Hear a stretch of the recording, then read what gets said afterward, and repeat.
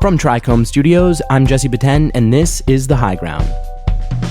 On this show, we feature leaders of the cannabis industry. We talk to everyone from farmers, CEOs, and public officials, anyone making an impact on the cannabis community and beyond.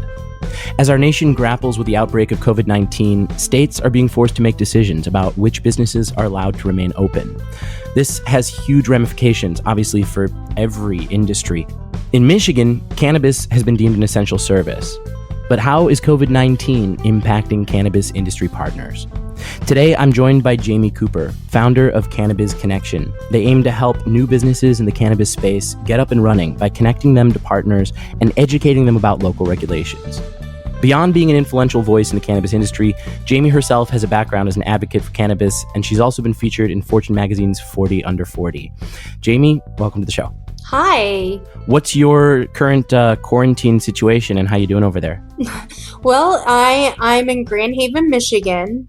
Right now, the temperature is probably in the upper 60s. I'm grateful for the warm weather that we have right now, because if you've ever been to Michigan this time of year, it can be a little iffy, the weather. And so it's nice to get outside and feel the warm temperatures, when I can, instead of being stuck in my home. I have a 7-year-old. He is upstairs watching an iPad right now. And honestly, been staying really busy with work, launching a few new projects that we wanted to get launched. And it's really been fairly nice to have a little bit extra time. I spent a lot of time traveling the large state of Michigan. And so that's given me a lot of time back, and I'm trying to be grateful for that right now. When it comes to Cannabiz Connection, it sounds like you guys are still up and running, but how is it impacting the way that you're doing business? Well, it definitely impacted us pretty hard, because we were hosting weekly networking events throughout the state in one of 7 locations. So our last event was on March 11th. And then after that, we pretty much had to cancel every weekly event that we had until further notice. But we are still hosting events, and we're hosting virtual events, creating the opportunity for them to stay connected and stay engaged with those that are building businesses right now in Michigan. While cannabis has been deemed an essential service, non-plant touching businesses aren't necessarily. I'm curious how COVID-19 has impacted cannabis business partners around the industry. Well, I feel like we're really lucky here in Michigan, because we were building our industry when this all happened. Back in 2016, our governor signed a set of bills creating the commercialization of our medical program. And then November 2018 was when we voted on adult use. So we were in the process of still rolling out licenses in our medical program, and then starting to roll out licensing for our adult use and recreational program. So businesses are still building. Going into this, we already had a product shortage.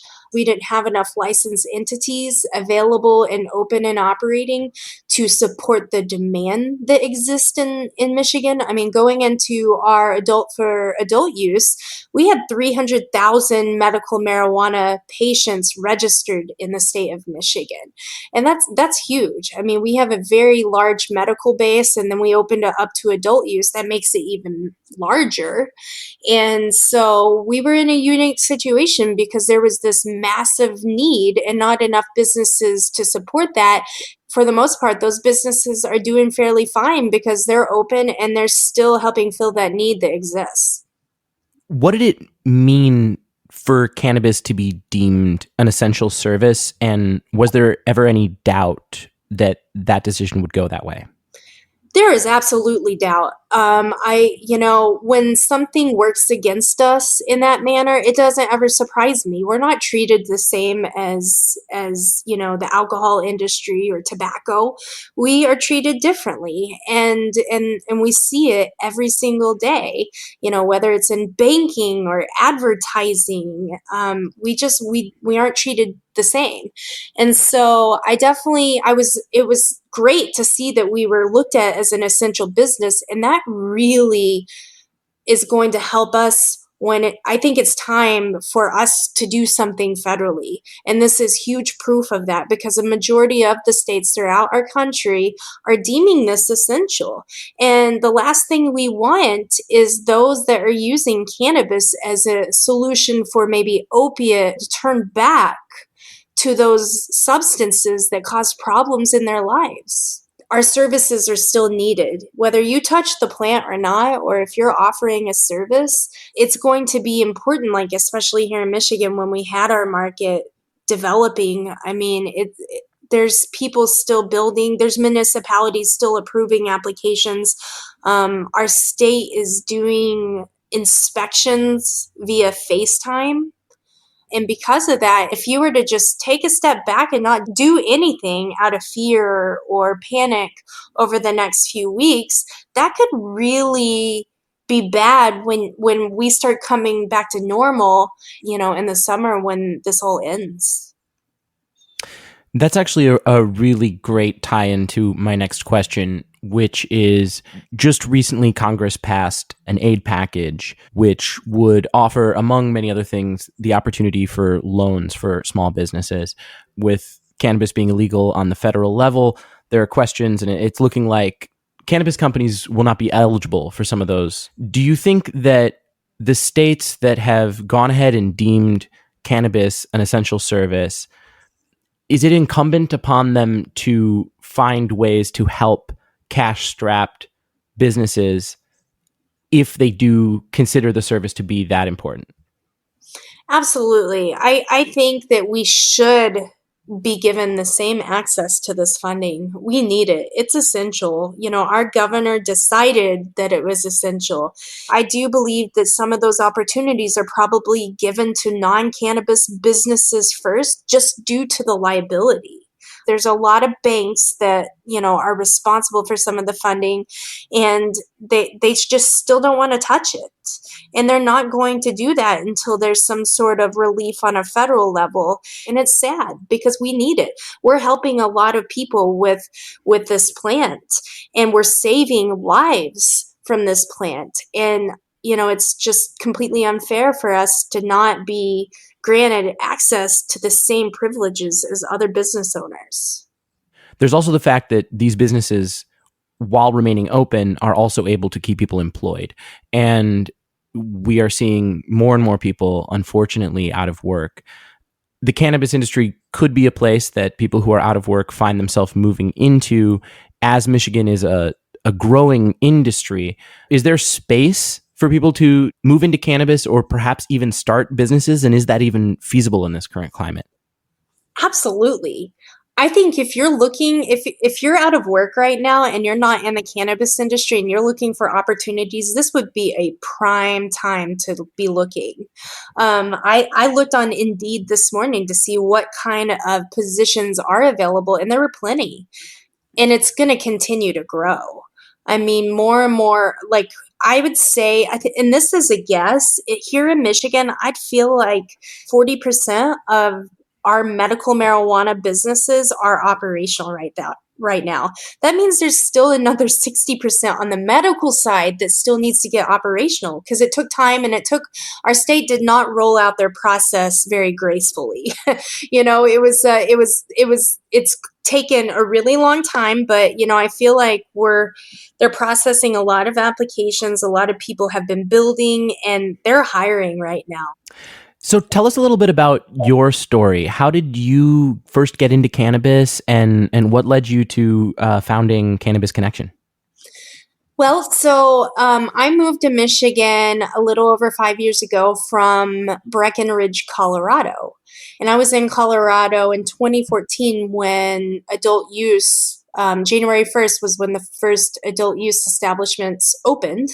And so I was there for the first year of operational adult use businesses, and it really opened up my eyes. It's just like Colorado was the first state to be operational. And then I came to Michigan. I met my husband in Colorado, who grew up in West Michigan, and we moved to Michigan to be closer to family. And as soon as I got here, I became a cannabis consumer in Colorado. And as soon as I got here, I started looking at, getting my medical marijuana cards so I could legally consume cannabis the way I did in Colorado. And in that process, I started researching business opportunities and realized that eventually Michigan was going to be legalizing, and I wanted to be a part of that effort because I saw it in a very positive light in Colorado, and I really wanted other people in Michigan to see it in that light as well, see it as an opportunity. And so I became an advocate. I started collecting signatures for the adult use initiatives.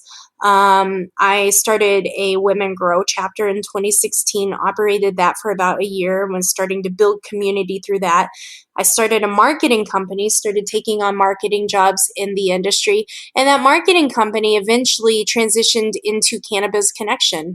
As I started to really get to know the industry, I started realizing that there was this huge need for businesses to connect with each other, and I had started building a lot of a big audience and started trying to give that audience information on how to start building their businesses.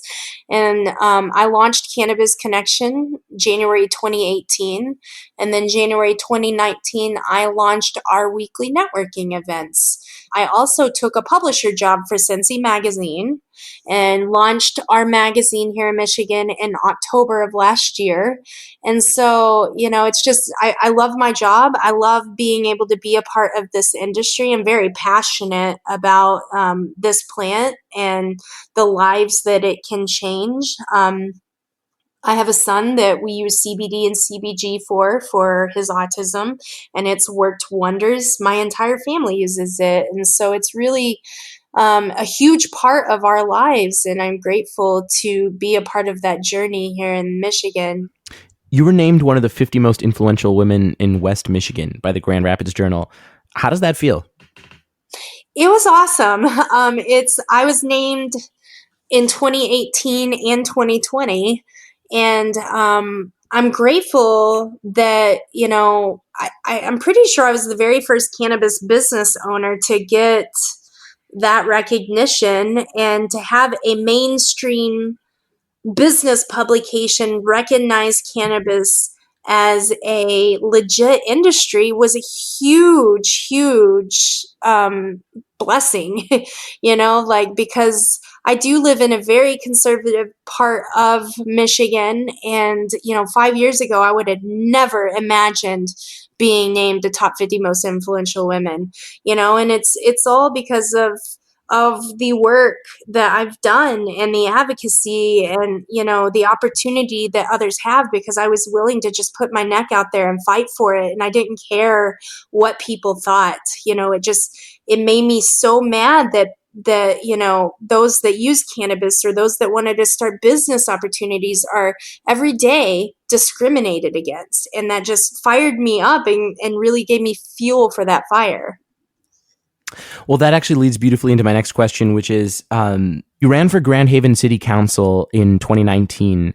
What did you hope to accomplish with that campaign? And what did you want the people of Grand Haven to know about why you ran? My community is a community of about 10,000 people. It's a small town on Lake Michigan. It's a tourist town.